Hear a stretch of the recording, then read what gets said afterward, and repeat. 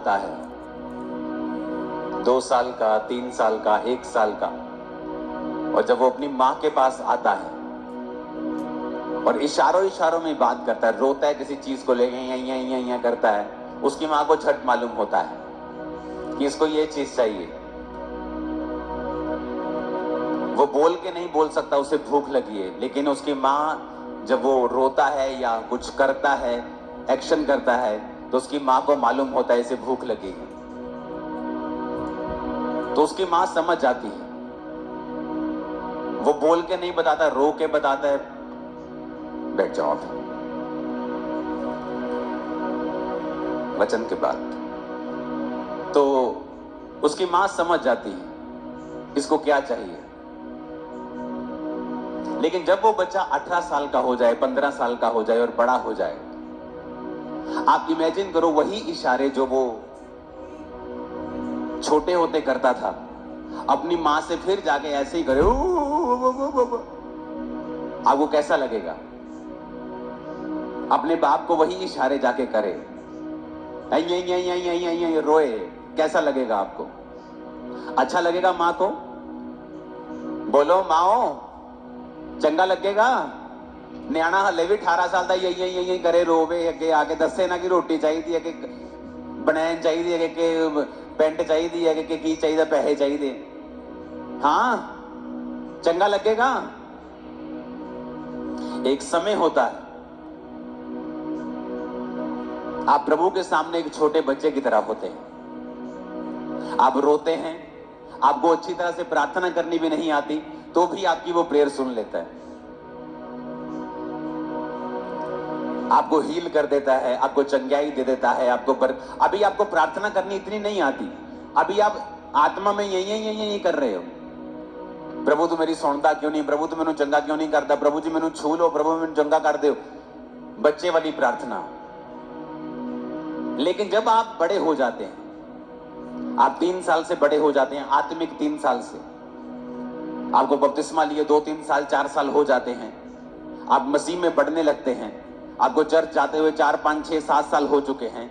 अब अगर आप फिर से वो यही करोगे, परमेश्वर आपकी प्रार्थना को नहीं सुनेगा, बल्कि वो आप पर गुस्सा करेगा।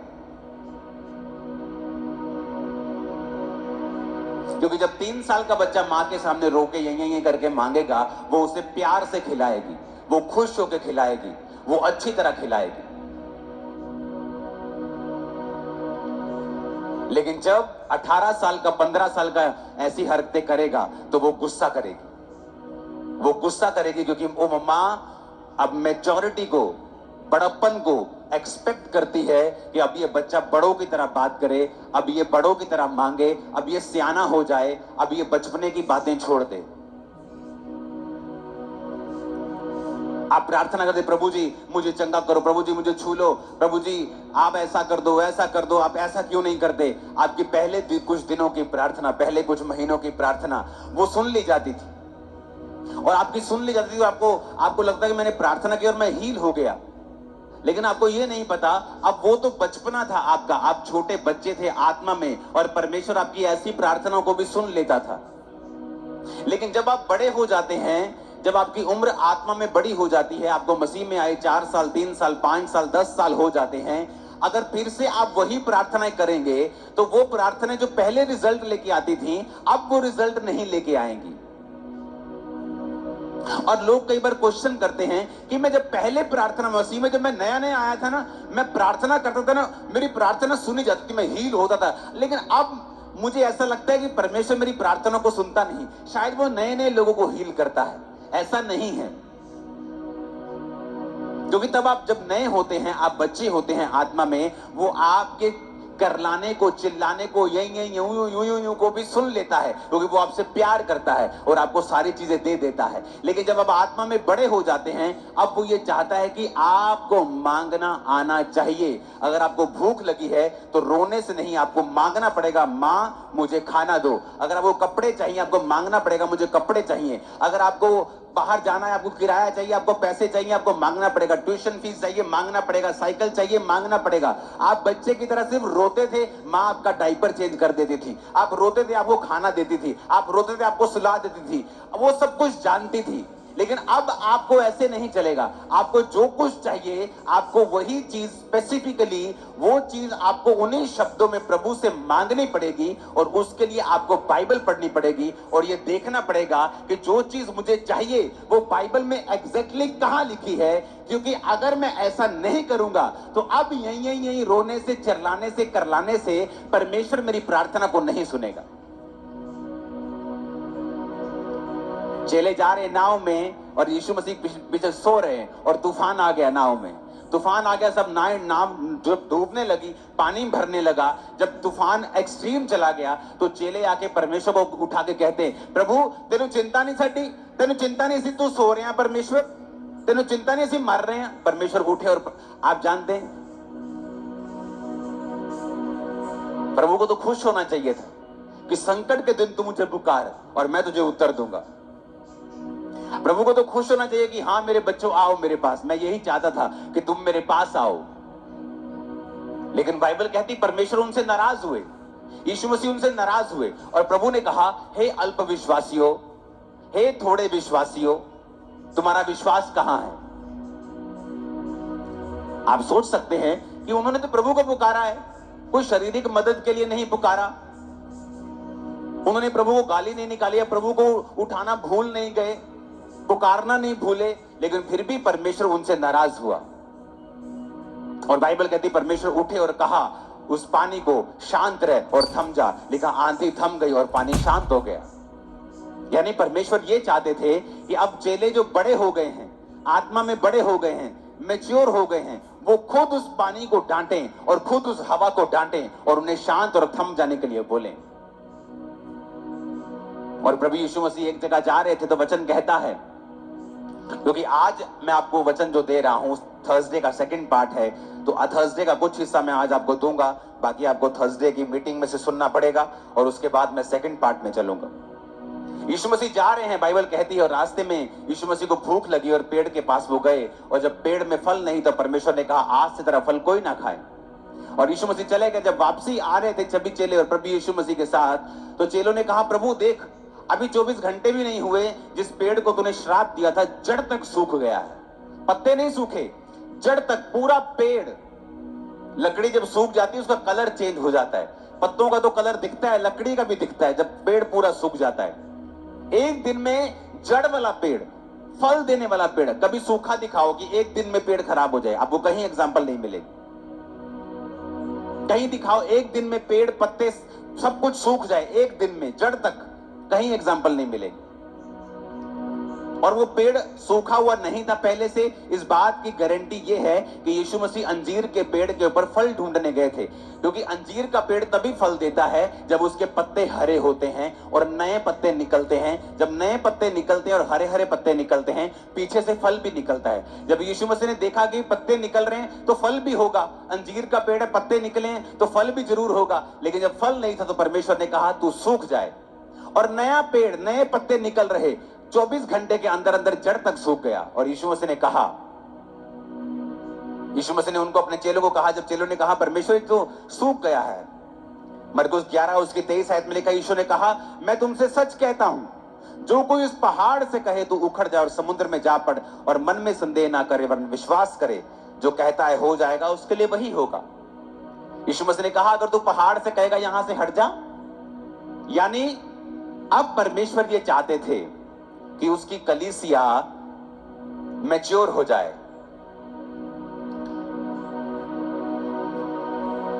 यीशु मसीह ने कहा मुझसे बात मत करो, मेरे सामने कंप्लेंट मत करो, सीधा अपनी मुसीबत से जाके बात करो। हे आंधी थम जा, हे समुद्र शांत हो जा।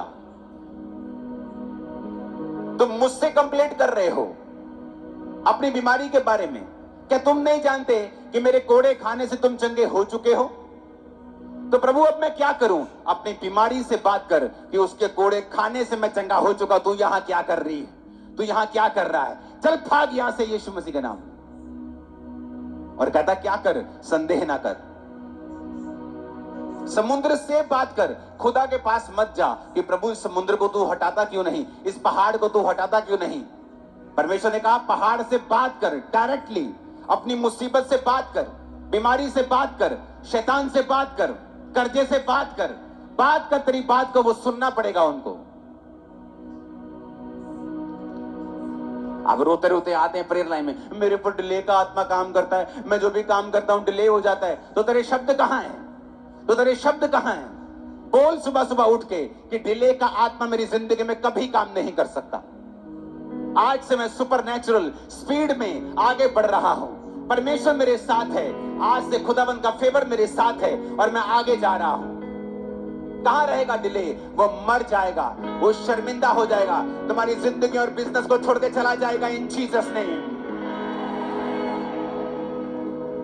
परमेश्वर ने जब मूसा को लाठी दी, मूसा को अधिकार दिए, सामने साथ समुद्र और पीछे थी फिरौन की सेना, और मूसा भागा भागा गया परमेश्वर के पास। ए प्रभु जी, परमेश्वर यहोवा, मैं तेरे नाम की दुहाई, प्रभु कहता चुप कर, क्यों मेरे नाम की दुहाई दे रहा तू? हम सोचते हैं यार हम तो परमेश्वर के पास आए हैं, हम तो प्रभु के नाम की दुहाई दे रहे हैं, प्रभु नाराज हो रहे हैं। यहोवा पिता ने कहा क्यों मेरे नाम की दुहाई दे रहा है? तेरे पास जो छड़ी है उसे समुद्र के सामने लेके जा और उसे दो भाग कर दे। तेरे पास अधिकार है, क्यों तू उनका इस्तेमाल नहीं कर रहा है? तेरे पास मैंने वचन दिए हैं, तेरे मुंह में सामर्थ है, तेरे शब्दों में ताकत है, क्यों तू उनका इस्तेमाल नहीं कर रहा है?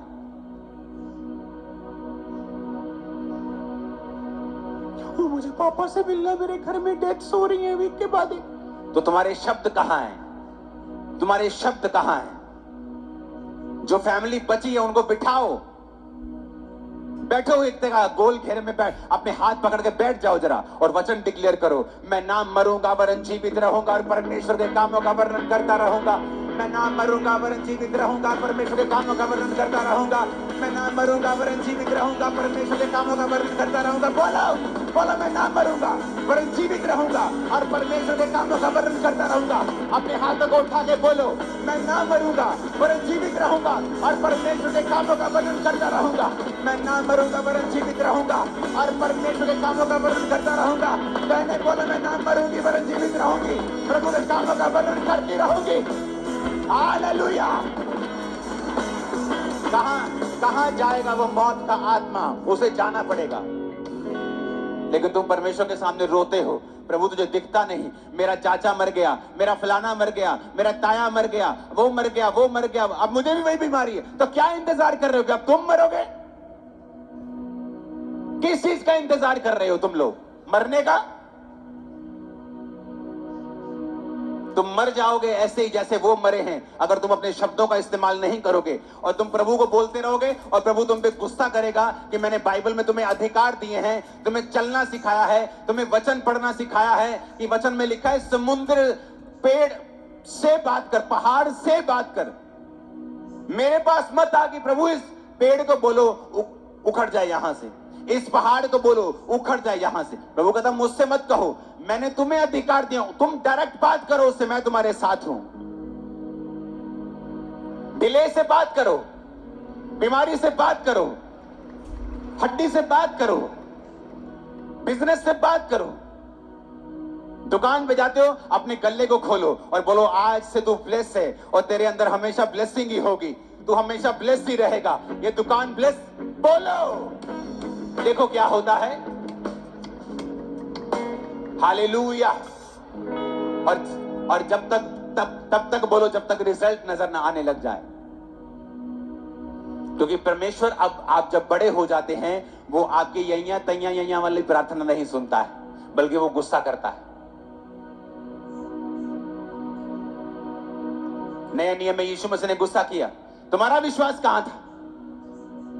उसने नहीं कहा ओ मेरे चेलो आओ और उन्हें जप्फी डाली और बहा, ओ मैं तुम्हारे संग हूं, मत डरो, देखो अब मैं क्या करता हूं। जीसस ने कभी ऐसा इमोशनल नहीं किया उनको, बल्कि डांटा, क्यों मुझे पुकार रहे हो? तुम्हारे अधिकार कहां है? क्या तुम नहीं जानते मैंने तुम्हें पावर दी है? जब दुष्ट आत्मा को निकालने के लिए परमेश्वर ने उनको भेजा था, क्या तुम नहीं जानते मैंने तुमको अधिकार दिए हैं? तुमने क्यों नहीं बोला आंधी को थम जा? तुमने क्यों नहीं बोला समुद्र को शांत रहे? तुमने खुद क्यों नहीं कहा? तुम मुझसे आके क्यों लड़ रहे हो? तुम मुझसे मेरा सिर क्यों खा रहे हो?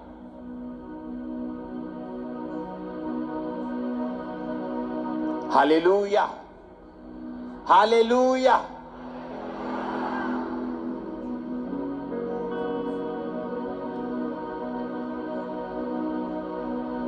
रोमियो 10 उसकी 9 आयत को फिर से पढ़ेंगे।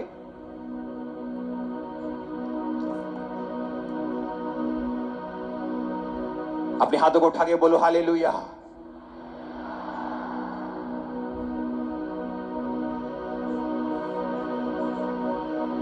आप मेरी बात समझ रहे कि नहीं? आप बात क्यों नहीं कर रहे हैं अपनी मुसीबत से?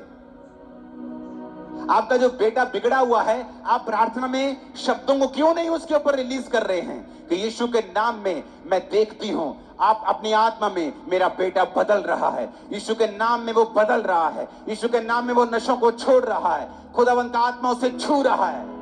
आप क्यों नहीं बोलते? अभी तक आप बच्चे बने हुए हैं। जब एक 18 साल का बेटा, 18 साल का बच्चा, बेटी डायपर लगा के अपनी मां के सामने जाएगी तो मां खुश नहीं होगी। और बेटे के बोले टॉयलेट जा, तू डायपर क्यों लगा के बैठा है?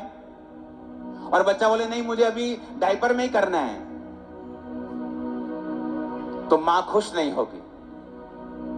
लेकिन अगर बच्चा डायपर में ना करे सुसु तो मां दुखी होती कि बेटा डायपर में करना है, ऐसे बेड पे नहीं करना है। फर्क देखो, उम्र का फर्क है। लेकिन आपको अभी भी डायपर चाहिए, अभी भी आपको दूध चाहिए, आपको अन्न नहीं चाहिए, क्योंकि अन्न आपको पचता नहीं है। इसको आधा करके इधर ईश्वर की भी खोलेंगे साथ में। ये 2 मिनट में मैं आपको समझाऊंगा, उसके बाद मैं सेकंड पार्ट में चलूंगा।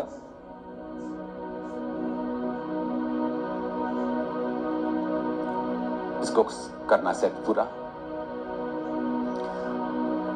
अपनी स्क्रीन पे देखेंगे मरकुस 10 उसकी 9 आयत। यदि तू अपने मुंह से यीशु को प्रभु जानकर अंगीकार करे और अपने मन से विश्वास करे कि परमेश्वर ने उसे मरे हुओं में से जिलाया, तो तू निश्चय उद्धार पाएगा।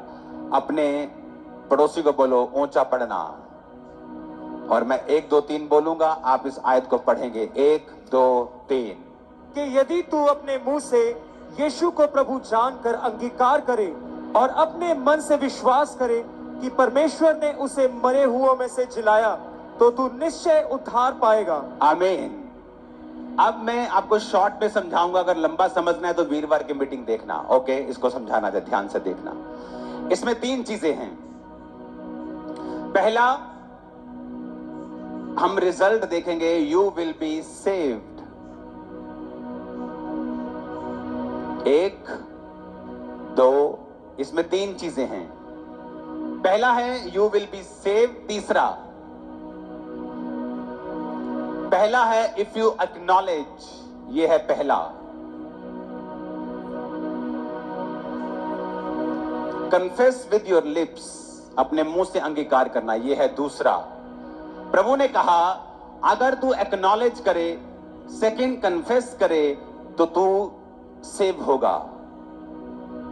हिंदी में पढ़ेंगे उसको। मुंह से यीशु को प्रभु जानकर अंगीकार करे और मन में विश्वास करे, तो तू निश्चय उद्धार पाएगा। अब पहला है बिलीव करना एंड एक्नॉलेज करना। ये इकट्ठा आता है, बिलीव एंड एक्नॉलेज। इसका मतलब है कि एक वचन पर विश्वास करना और उसे समझ जाना। दूसरा आता है फिर उसका अंगीकार करना। मैं इसे हिंदी में लिख देता हूं। कन्फेशन, अंगीकार करना। और तीसरा आता है फिर तू सेव हो जाएगा, बच जाएगा, हील हो जाएगा, डिलीवर हो जाएगा। क्योंकि सेव का मतलब है यूनानी भाषा में सोजो। सोजो का मतलब है, इधर देखो, save, deliver, protect, heal, preserve, do well and be make whole. Yeshu ने कहा अगर तू ये उद्धार के बारे में जो बाइबल कह रही है, फिर से उस आयत को देखेंगे तो निश्चय उद्धार पाएगा। ये उद्धार का मतलब है सोजो। असली भाषा में जो वचन है सोजो, इसका मतलब सिर्फ आत्मिक उद्धार नहीं है। लोग बोलते हैं आत्मिक उद्धार की बात करो। जीसस ने अकेले यहां पर बाइबल में आत्मिक उद्धार की बात नहीं की है। इसमें पहला है आत्मिक उद्धार, लेकिन ये कंप्लीट नहीं हुआ। पहला है टू सेव, वाकई ये है आत्मिक उद्धार यानी अनंत जीवन पाना, लेकिन ये खत्म नहीं हुआ। उद्धार का मतलब ये भी है डिलीवर, प्रोटेक्ट, छुटकारा पाना, शैतान से छुटकारा पाना, चंगे होना, प्रिजर्व होना, सुरक्षित रहना, डू वेल, अपनी जिंदगी में अच्छा करना, बी मेक होल, यानी अगर आपके शरीर में कोई कमी है तो बी मेड होल। जैसे जीसस ने बहुत बार लोगों को चंगा करते वक्त बोला है be made whole, be make whole, complete हो जाओ, पूरे हो जाओ, तो वो पूरे हो जाते थे। जैसे यहाँ टेस्टिमनीज आती हैं, मुझे दिखता नहीं था, डॉक्टर ने ये बोल दिया था पीछे आंख में रोशनी नहीं, लेकिन आज प्रार्थना के दौरान मुझे दिखने लगा। क्या हुआ? जो नाड़ी पीछे बंद थी वो बी मेड होल हो गई, वो कंप्लीट हो गई और दिखने लगा, सुनने लगा, लोग चलने लगे। ये वो मतलब है। तो इसके लिए उसने कहा पहला काम क्या करना है? Believe and acknowledge. एक्नॉलेज करना, किसी चीज को देखना और उसको एक्नॉलेज कर लेना, उसको समझ लेना कि परमेश्वर ने मेरी गरीबी के लिए ये किया है, उसने मेरी बीमारी के लिए उस कोड़े खाए हैं। एक्नॉलेज कर लेना कि कोड़े मेरी बीमारी के लिए हैं। बिलीव कर लेना कि परमेश्वर ने मेरे लिए खाए हैं। पहला पॉइंट हो गया। फिर दूसरा पॉइंट है उसका अंगीकार करना, मुंह से, लिप से, होठों, दिमाग में नहीं, होठों से, कि प्रभु यीशु मसीह ने मेरे लिए कोड़े खाए हैं। अंगीकार करना, मैं बीमार नहीं हूं, यीशु के नाम में इस बीमारी को मैं डांटता हूं, क्योंकि यीशु के कोड़े खाने से मैं चंगा हो चुका हूं। कहता है जब ये दो काम तू कर लेगा तो तीसरा, यू विल बी सेव्ड, ये अपने आप हो जाएगा कि वो हीलिंग, वो डिलीवरेंस, वो सब कुछ तुम्हारी लाइफ में आ जाएगा जो तुमको चाहिए, अपने आप होना शुरू हो जाएगा। लेकिन पहला काम तुम्हें करना होगा बिलीव एंड एक्नॉलेज, और अंगीकार करना होगा। और तीसरा काम हीलिंग, डिलीवरेंस, वो सेव, वो साल्वेशन, वो अपने आप तुम्हारी लाइफ में होगा। ऊंची आवाज में बोलो हालेलुया। यानी ये मेरे हाथ में है, रिजल्ट परमेश्वर ने बता दिया है। कहता है you will be saved, you will be healed, you will be delivered. तो डिलीवर होगा, हील होगा, सेव होगा, प्रोटेक्ट होगा, अच्छा करेगा, डू वेल। पर कहता क्या करना होगा? Acknowledge and believe. पहले ध्यान देना होगा वचन के ऊपर, बिलीव करना होगा, और सेकंड पॉइंट अंगीकार करना होगा। थर्ड, रिजल्ट आएगा अपने आप तेरी लाइफ में। ऊंची आवाज से बोलो हालेलुया। अब इसमें दो चीजों का हमें ध्यान देना है। इसको हटा दो, सोजो वाले को।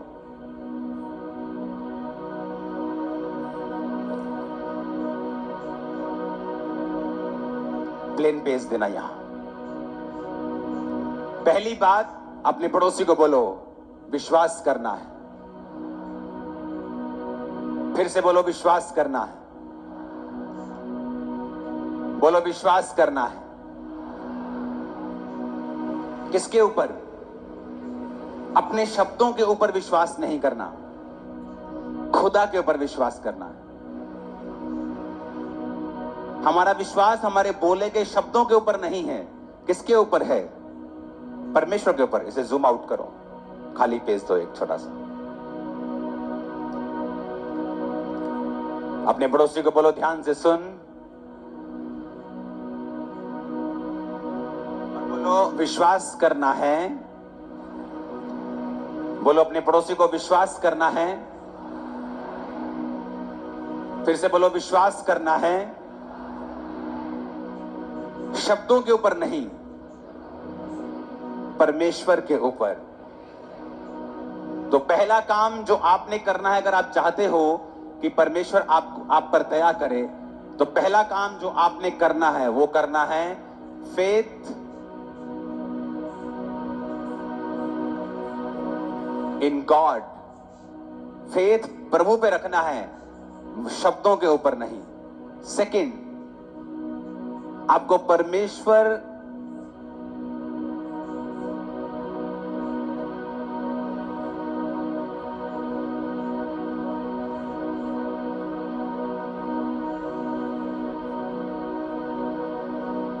आपको परमेश्वर की इच्छा में चलना है, क्योंकि ये कोई टोटका नहीं है कि आप ऐसे शब्द बोलेंगे तो ठीक हो जाएंगे। ये टोटका नहीं, अगर आप ये टोटके की तरह इस्तेमाल करेंगे आपकी लाइफ में कुछ नहीं होगा। इन पॉइंट्स को लिख लो कि फेथ परमेश्वर के ऊपर रखना है, अलाइनमेंट विद गॉड्स विल यानी प्रभु के इच्छा के साथ साथ चलना है। तीसरा, तुम्हारा पर्पस।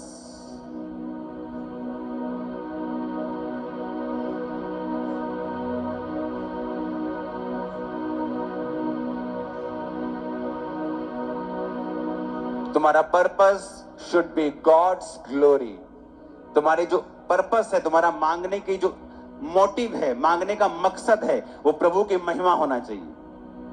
हन्ना ने कहा, प्रभु अगर तू मुझे बेटा देगा मैं तेरे भवन में दे दूंगी। पहले भी मांगती थी, रोती थी, खाना नहीं खाती थी, बड़ा कुछ करती थी, लेकिन प्रभु देता नहीं था। लेकिन जब उसने प्रभु की महिमा के लिए कुछ मांगा तो परमेश्वर ने उसको बेटा दिया और उसके बाद उसको और बेटे और बेटियां भी दी। कहते मेरी बात को समझ रहे हैं?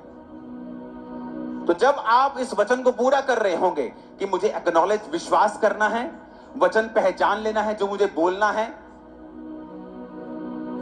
वचन को पहचान कर विश्वास करना, दूसरा अंगीकार करना, तीसरा रिजल्ट है जो अपने आप आ जाएगा।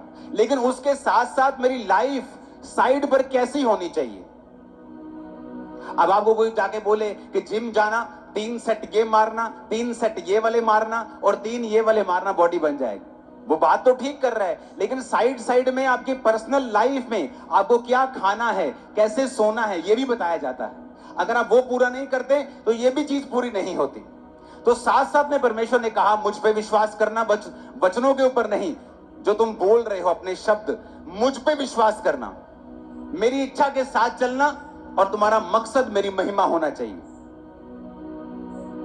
ऊंची आवाज से बोलो हालेलुया।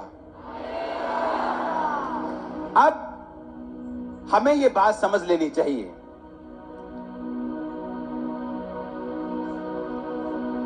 कि क्यों परमेश्वर यह कह रहा है।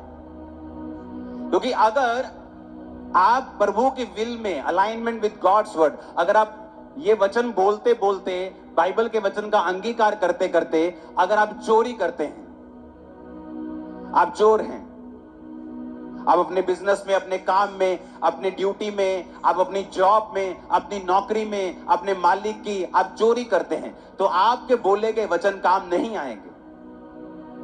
क्योंकि आपको गॉड्स की विल के साथ अलाइन होना पड़ेगा कि अगर आप चाहते हो कि आपके बोले गए वचन एक फल को पैदा करें और वो व्यर्थ ना हो।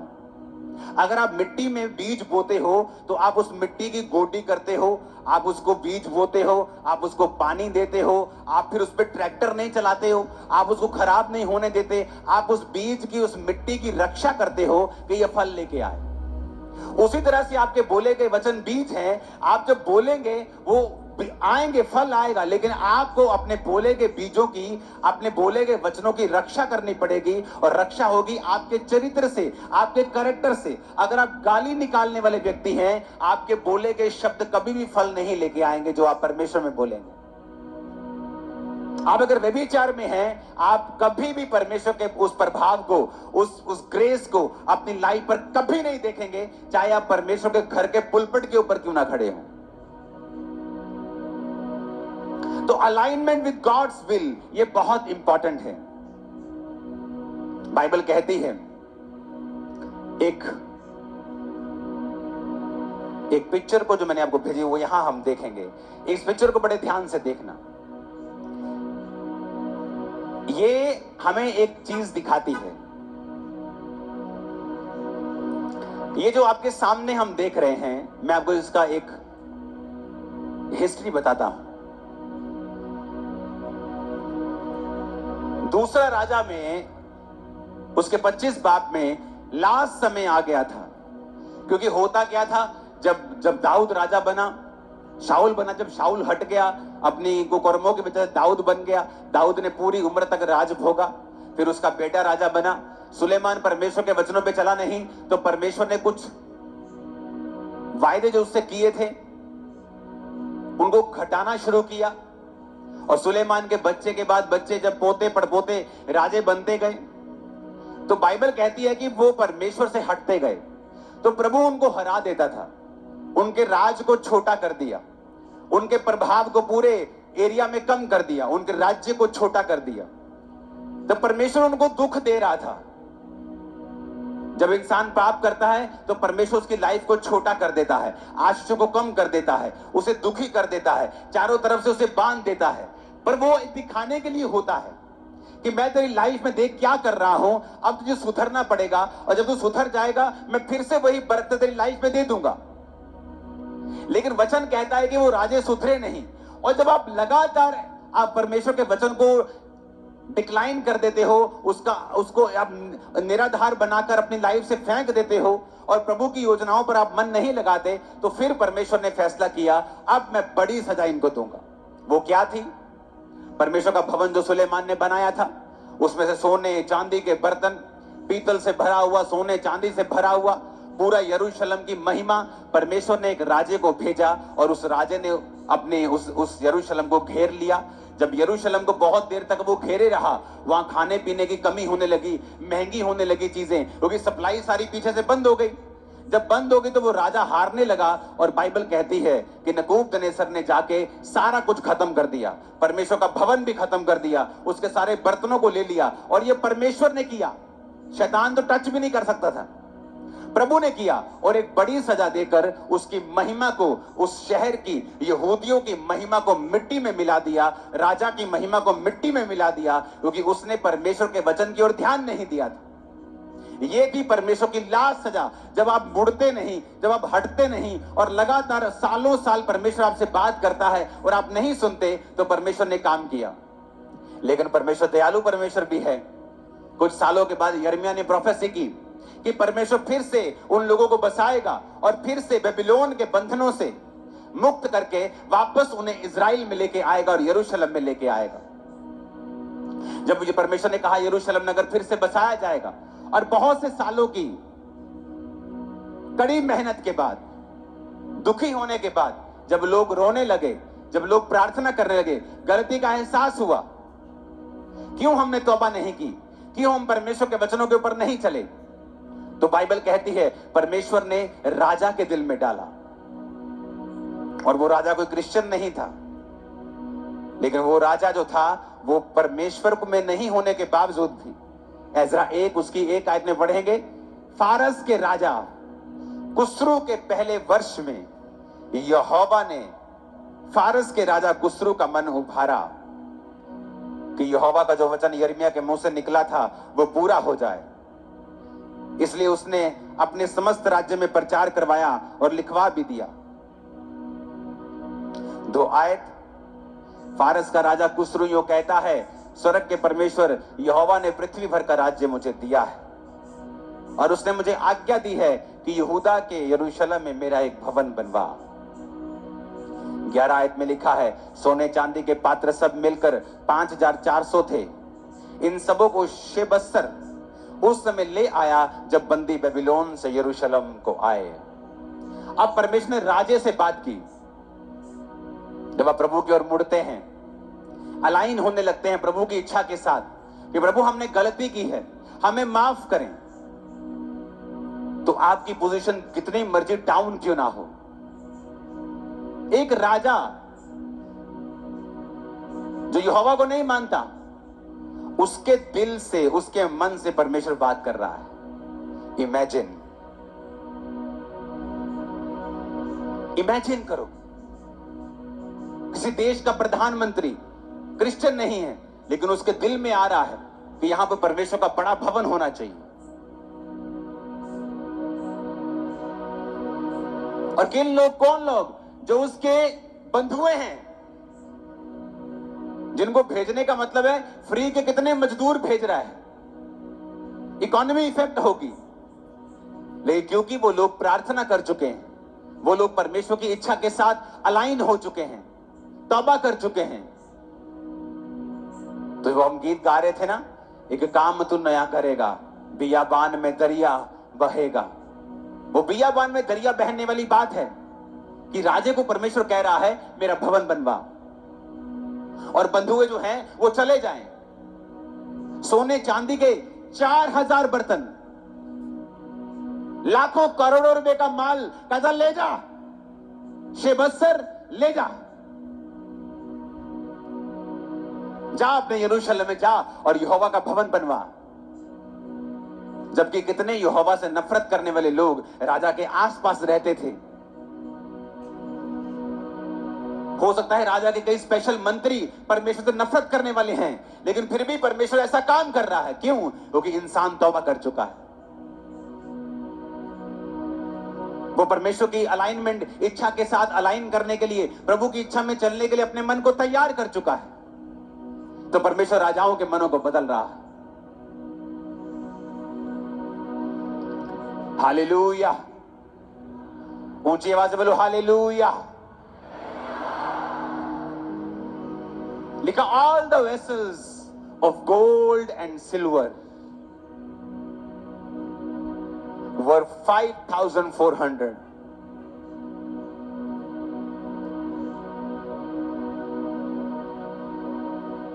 सोने चांदी दूसरे बर्तन मिला के 5400।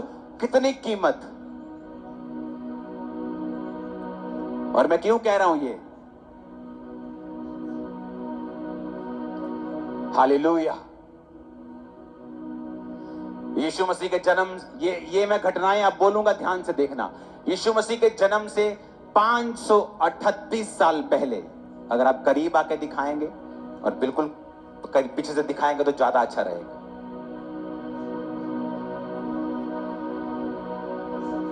राजा ने डिक्लेयर किया कि ज्यू जो हैं यहूदी यरूशलेम में जाएं और अपने भवन को बनाएं। तो पहला टुकड़ा आया यीशु मसीह के जन्म से 537-538 साल पहले। पहला टुकड़ा आया शेशबज्जर के द्वारा। वही 9 आयत 11 आयत जहां पर लिखा है शेशबज्जर ने वो 5400 बर्तन लेके वो यरूशलेम को चला गया। The first wave of exiles returns, पहला जत्था यरूशलेम में वापस आ गया, क्योंकि भविष्यवाणी पूरी हुई जो यिर्मयाह ने की थी कि ये लोग वापस जाएंगे और परमेश्वर उनको फिर से बसाएगा। जोर से कहो हालेलुया। अब जब वो आए, कुछ साल वहां पे रहे, क्योंकि सालों से, ऑलमोस्ट सदी से छोड़ा हुआ था अपना देश।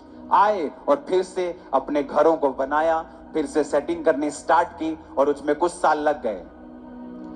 फिर 515 साल पहले, यानी उस घटना के 15 साल बाद, 15-20 साल बाद, जो परमेश्वर का भवन था, टेम्पल रिबिल्ड, जो भवन था अंडर द लीडरशिप ऑफ जेरुब्बाल की लीडरशिप में, वो भवन जो था वो बनना शुरू हुआ। जो मैंने आपको पिछले संडे बताया था कि लोग उसका विरोध करने के लिए आए, पहले मिलने के लिए आए कि हमें भी भवन बनाने के लिए ले लो। उन्होंने नहीं लिया, बहुत विरोध हुआ, लेकिन वो विरोध काम नहीं आया, और एंड में भविष्यवाणियां करते रहे परमेश्वर के नबी उसके लिए। और वो सेकंड भवन जो था यीशु मसीह के जन्म के 515 साल पहले, जब वो यानी 538 साल पहले आए थे, यानी थोड़े सालों के बाद 20-25 साल के अंदर अंदर वो भवन कंप्लीट हो गया। उसके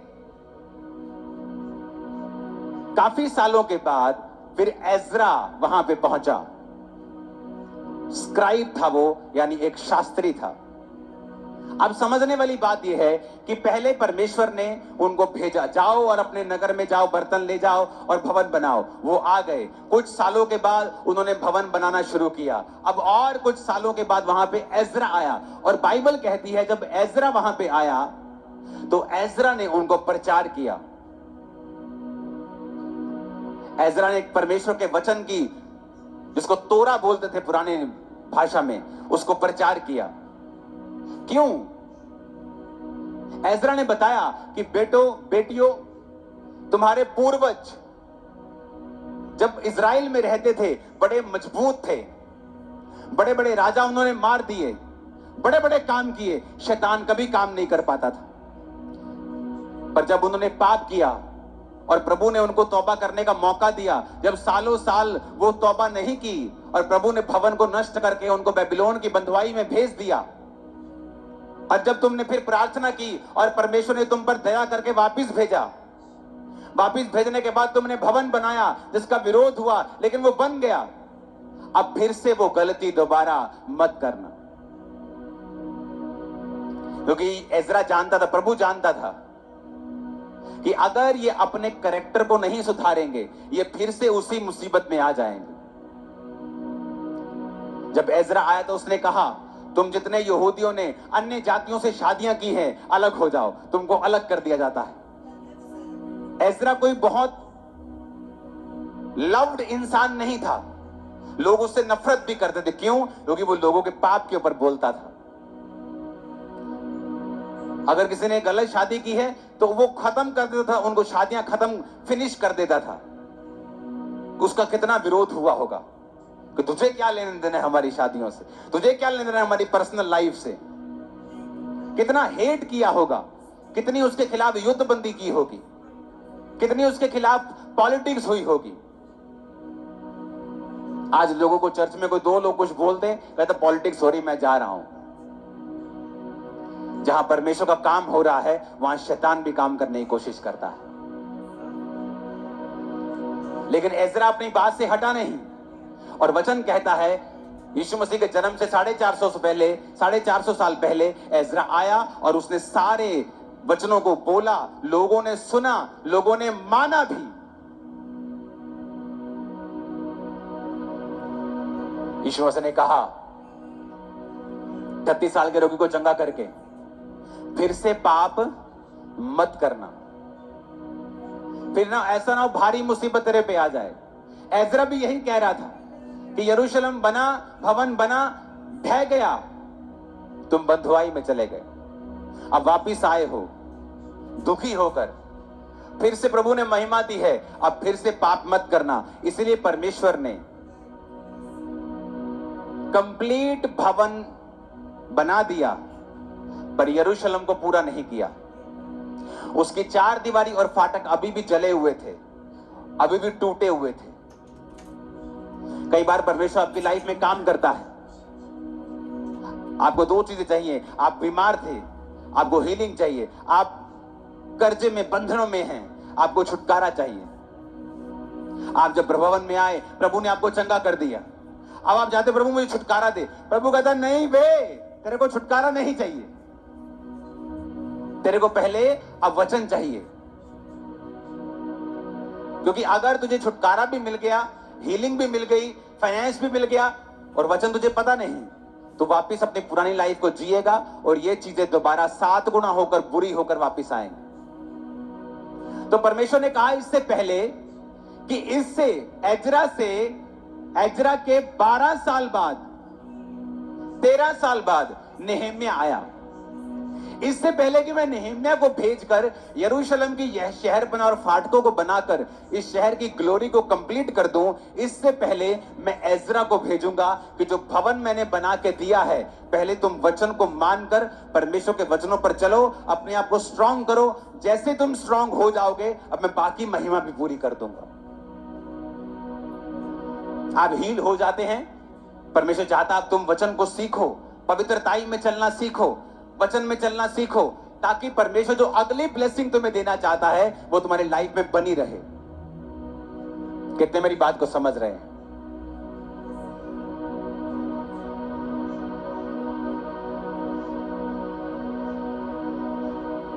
ऊंची आवाज में हालेलुया बोलो। आपको समझ आ रही है कि नहीं? नहीं आ रही है तो बताओ मेरे को, मैं बंद करूं। आ रही है कि नहीं? आ रही है ना? देखो, परमेश्वर ने एजरा और नेहेम्या को इकट्ठा भी तो भेज सकता था। 12 साल का फर्क कोई फर्क नहीं होता। इकट्ठा भी तो यरूशलेम की शहर बना सकता था ना। जब भवन बना, भवन कॉस्टली था। अगर आप अपनी बाइबल में पढ़ेंगे ना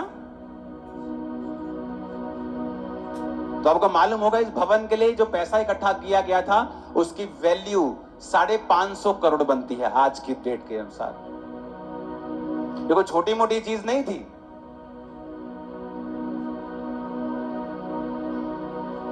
और कौन बना रहे हैं? मजदूर बंधुए। खुदा उनके साथ था, वो आपके साथ है। बहुत से लोग अमीर थे, उन्होंने बोया सोना चांदी, चीजें, वस्तुएं। परमेश्वर ने कहा नेहम्याह को भेजने से पहले मैं एजरा को भेजूंगा, और एजरा को भेजा। यीशु मसीह के 538 साल पहले उसने राजे से बात की। उसी साल, एक साल बाद लोगों ने वापस आना शुरू किया बर्तनों के साथ। उससे 15-20 साल बाद वो बिल्डिंग, वो खुदाबंद का भवन बनना शुरू हुआ जरूबाल के नेतृत्व में। उससे बहुत साल बाद एजरा आया और उसने कहा अब तुम्हें ऐसा करना होगा। जैसे एजरा ने अपना काम कर दिया, नेहम्याह आया और उसने सारे यरूशलेम की महिमा को कंप्लीट कर दिया। आपको हील कर दिया प्रभु ने। अब उसके वचन पे चलो, क्योंकि जो अगला काम वो करेगा आपकी महिमा को स्ट्रॉन्ग करके आपको खड़ा कर देगा, आपकी लाइफ को कंप्लीट कर देगा। कितने मेरी बात को समझ रहे हैं? प्रभु वेट करता है कई बार कि आप सुधर जाओ। उसने आपको एक चिन्ह दे दिया, आपकी लाइफ में चंगियाई दे दी, आपको प्रूफ कर दिया वो जीवित है। पर उसके बाद अब वो चाहता है अब आप वचन को सीखो। लोग रोते थे जब वचन एजरा बोलता था। बड़े बड़े सुधार किए एजरा ने। जब सुधार हो गए, खुदा ने नेहम्याह को भेजा।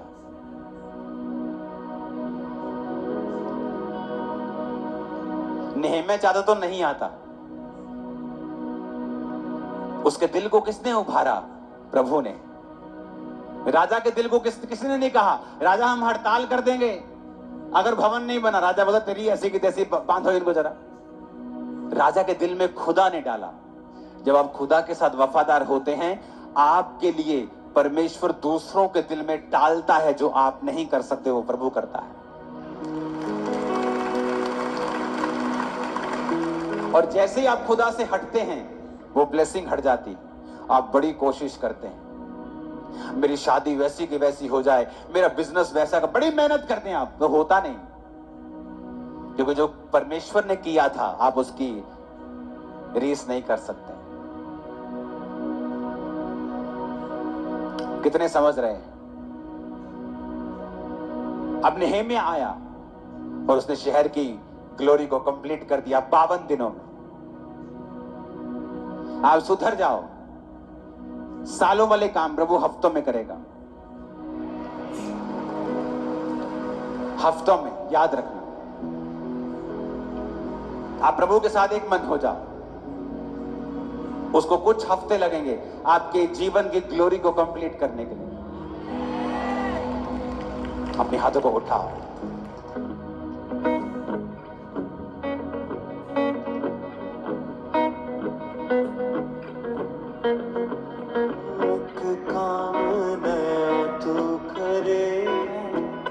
बियाबान में दरिया भरेगा, एक काम नया तू करेगा।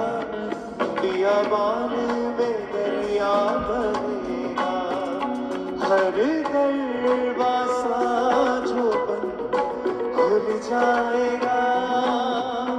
हर दरवाजा जो बंद खुल जाएगा।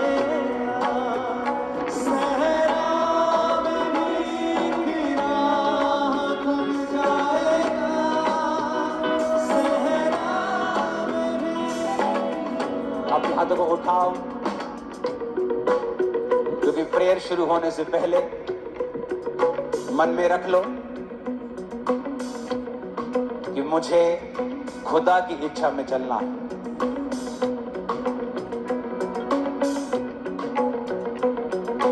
यीशु मसीह के सामर्थ्य नाम में हम मांगते हैं। सब जन बैठ जाओ, अपने हाथों को उठाओ, अपने घुटनों के भार आकर मेरे साथ गाओ, अपने हाथों को उठा के। एक काम नया तू करेगा, बियाबान